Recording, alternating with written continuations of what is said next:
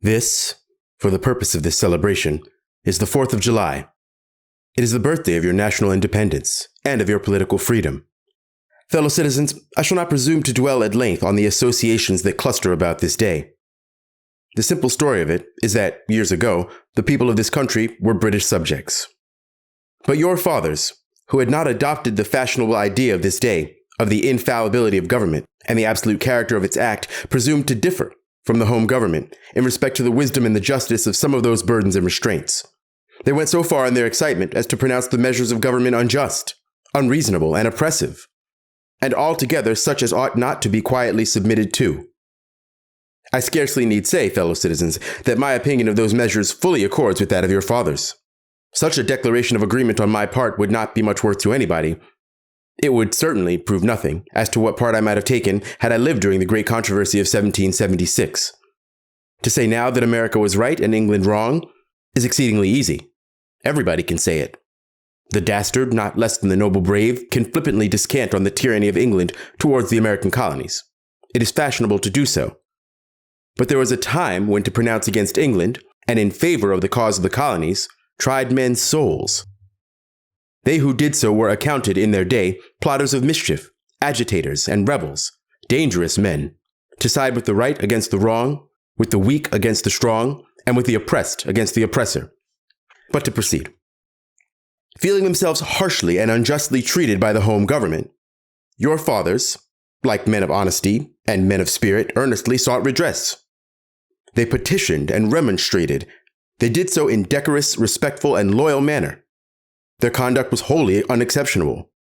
This, however, did not answer the purpose. They saw themselves treated with sovereign indifference, coldness, and scorn. Yet they persevered. They were not the men to look back.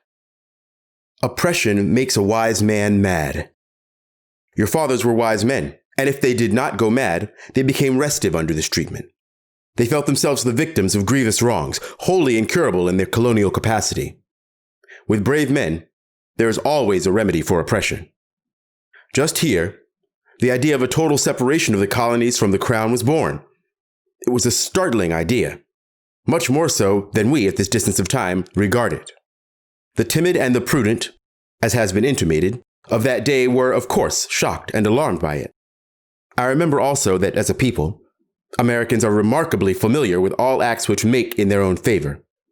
This is esteemed by some as a national trait, perhaps a national weakness. It is a fact that whatever makes for the wealth or reputation of Americans and can be had cheap will be found by Americans. Fellow citizens, pardon me, allow me to ask, why am I called to speak here today?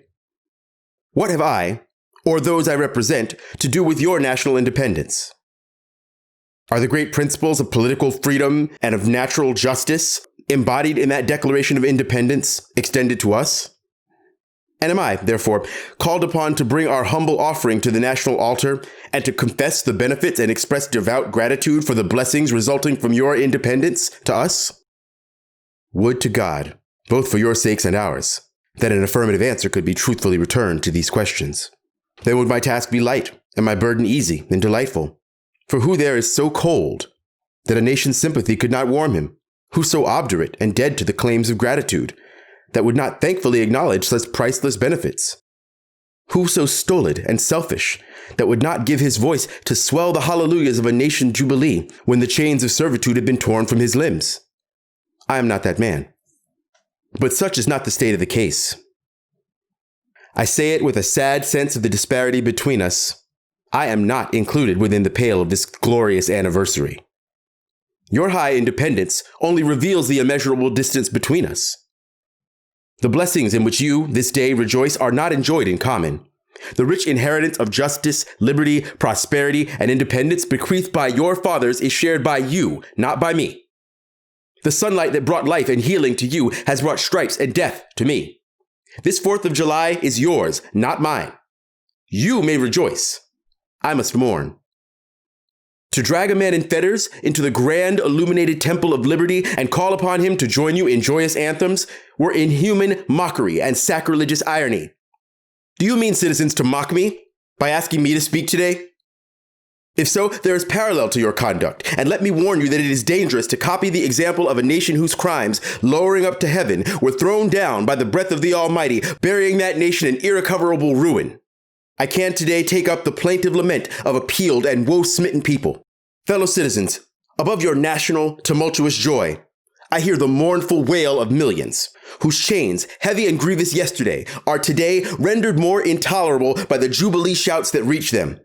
If I do forget, if I do not faithfully remember those bleeding citizens of sorrow this day, may my right hand forget her cunning, may my tongue cleave to the roof of my mouth. To forget them, to pass lightly over their wrongs, and to chime in with the popular theme would be treason most scandalous and shocking, and would make me a reproach before the gods and the world. My subject then, fellow citizens, is American slavery. I shall see this day and its popular characteristics from the slave's point of view.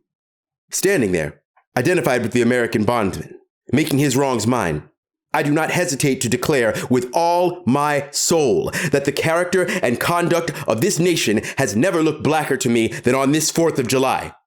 Whether we turn to the declarations of the past or to the professions of the present, the conduct of this nation seems equally hideous and revolting. America is false to the past, false to the present, and solemnly binds herself to be false to the future. At a time like this, scorching irony, not convincing argument, is needed. Oh, had I the ability and could reach the nation's ear, I would today pour out a fiery stream of biting ridicule, blasting reproach, withering sarcasm, and stern rebuke, for it is not light that is needed, but fire. It is not the gentle shower, but thunder. We need the storm, the whirlwind, and the earthquake. The feeling of the nation must be quickened. The conscience of the nation must be roused. The propriety of the nation must be startled. The hypocrisy of the nation must be exposed. And its crimes against God and man must be proclaimed and denounced. What, to the American slave, is your 4th of July? I answer, a day that reveals to him, more than all other days in the year, the gross injustice and cruelty to which he is the constant victim. To him, your celebration is a sham. The gross injustice and cruelty, your boasted liberty, an unholy license. Your national greatness, swelling vanity. Your sounds of rejoicing are empty and heartless. Your denunciations of tyrants, brass-fronted impudence. Your shouts of liberty and equality, hollow mockery. Your prayers and hymns, your sermons and thanksgivings, with all your religious parade and solemnity, are to him mere bombast, fraud, deception, impiety, and hypocrisy, a thin veil to cover up crimes which would disgrace a nation of savages. There is not a nation on this earth guilty of practices more shocking and bloody than the people of these United States at this very hour. Go where you may, search where you will. Roam through all the monarchies and despotisms of the old world. Travel through South America. Search out every abuse. And when you have found the last, lay your facts by the side of the everyday practices of this nation. And you will say with me that for revolting barbarity and shameless hypocrisy, America reigns without a rival. But the church of this country is not only indifferent to the wrongs of the slave, it actually takes sides with the oppressors. It has made itself the bulwark of American slavery and the shield of American slave hunters. Many of its most eloquent divines, who stand as the very lights of the church, have shamelessly given the sanction of religion and the Bible to the whole slave system. They have taught that man may properly be a slave, that the relation of master and slave is ordained by God, that to send back an escaped bondman to his master is clearly the duty of all followers of the Lord Jesus Christ. And this horrible blasphemy is palmed off to the world for Christianity. For my part, I would say welcome infidelity, welcome atheism, welcome anything in preference to the gospel as preached by those divines. They convert the very name of religion into an engine of tyranny and barbarous cruelty. These ministers make religion a cold and flinty-hearted thing, having neither principles of right action nor bowels of compassion. They strip the love of God with its beauty and leave the throne of religion a huge, horrible, repulsive form. It is a religion for oppressors, tyrants, man-stealers, and thugs. It is not that pure and undefiled religion, which is from above, and which is first pure, then peaceable, easy to be entreated, full of mercy and good fruits, without partiality and without hypocrisy, but a religion which favors the rich against the poor, which exalts the proud above the humble, which divides mankind into two classes, tyrants and slaves. which says to the man in chains, stay there, and to the oppressor, oppress on. It is a religion which may be professed and enjoyed by all the robbers and enslavers of mankind. Fellow citizens, I will not enlarge further on your national inconsistencies. The existence of slavery in this country brands your republicanism as a sham, your humanity as a base pretense, and your Christianity as a lie. It destroys your moral power abroad, it corrupts your politicians at home, it saps the foundations of religion, it makes your name a hissing, and by word to a mocking earth. It is the antagonistic force in your government, the only thing that seriously disturbs and endangers your union. It fetters your progress. It is the enemy of improvement, the deadly foe of education. It fosters pride, it breeds insolence, it promotes vice, it shelters crime. It is a curse to the earth that supports it, and yet you cling to it, as if it were the sheet anchor of all your hopes. Oh, be warned. A horrible reptile is coiled up in your nation's bosom.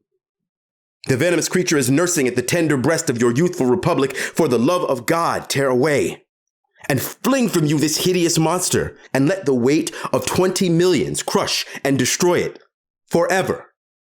I have detained my audience entirely too long already. At some future point, I will gladly avail myself of an opportunity to give this subject a full and fair discussion. Allow me to say, in conclusion, notwithstanding the dark picture I have this day presented of the state of the nation, I do not despair of this country. There are forces in operation which must inevitably work the downfall of slavery. The arm of the Lord is not shortened, and the doom of slavery is certain. I therefore leave off where I began, with hope. While drawing encouragement from the Declaration of Independence, the great principles it contains, my spirit is also cheered by the obvious tendencies of the age. Nations do not now stand in the same relation to each other that they did ages ago. No nation can now shut itself up from the surrounding world and trot around in the same old path of its fathers without interference. The time when such could be is done. Long-established customs of hurtful character could formally fence themselves in and do their evil work with social impunity. Knowledge was then confined and enjoyed by the privileged few, and the multitude walked on in a mental darkness. But a change has now come over the affairs of mankind. Walled cities and empires have become unfashionable. The arm of commerce has borne away the gates of the strong city. Intelligence is penetrating the darkest corners of the globe. It makes its pathway over and under the sea, as well as on the earth. Wind, steam, and lightning are its chartered agents. Oceans no longer divide, but link all nations together. No abuse, no outrage, whether in taste, sport, or avarice, can now hide itself from the all-pervading light.